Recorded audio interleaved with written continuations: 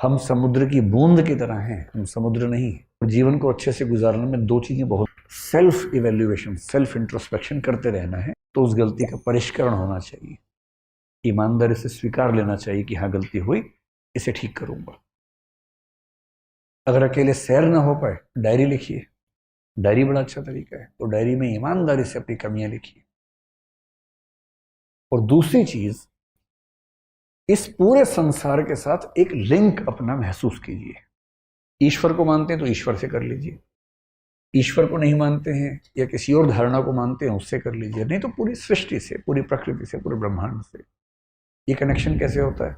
हमेशा ये ना लगे कि ये मैं हूं, ये वो है। ये फील हो कि इस पूरे संसार का एक हिस्सा मैं भी हूं, और यहां कुछ भी बुरा है तो उसमें मेरी भी हिस्सेदारी है। मसलन आप सड़क पे जा रहे हैं, एक बच्चा किसी पशु को पत्थर मार रहा है। आप सोच सकते हैं कि मुझे क्या मतलब है, मैनू की। पर आप ये भी सोच सकते हैं कि आप उस बच्चे को समझाएं कि आप बिना बात के क्यों परेशान कर रहे हो, क्या जरूरत है परेशान करने की। वो पशु थैंक यू बोलने नहीं आ सकता, उसको समझ भी नहीं आएगा कि आपने क्या किया उसके लिए। थैंक यू या एहसान किया, इसके शुक्रिया के लालच में अगर आप कुछ कर रहे हैं तो उसकी वैल्यू है भी नहीं। कुछ अच्छा करने की वैल्यू तभी है जब आप इस भाव से नहीं करते कि इसका जवाब क्या मिलेगा, प्रतिक्रिया में क्या मिलेगा।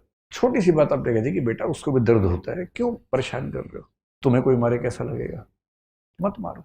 इस पूरे संसार के हर प्राणी के साथ एक हल्का सा कनेक्शन महसूस करना, और आप पाएंगे जैसे ही आपको ये होने लगेगा ना, जिंदगी के बोझ बहुत कम हो जाएंगे। और आप पाएंगे कि भाई एक संसार है, मैं उसमें हूं, मैं अपनी भूमिका निभा रहा हूं, ईमानदारी से निभाऊंगा, सफल होने की हर पुरजोर कोशिश करूंगा। ये ब्रह्मांड सिर्फ मैं नहीं हूं, लाखों करोड़ों लोग हैं, सबकी अपनी कहानी है, अपनी जिंदगी है। और जब इस माइंडसेट से जिएंगे तो सफलताएं आपको जमीन से उठा नहीं देंगी, विफलताएं आपके जमीन, नीचे की जमीन को खींच नहीं लेंगे। पैर टिके रहेंगे जमीन पर, सफलता में भी और विफलता में पैर उखड़ेंगे नहीं। और आप देखेंगे सफल से सफल व्यक्ति अगर अहंकारी हो, आपके मन में विरोध का भाव आता है उसको लेकर।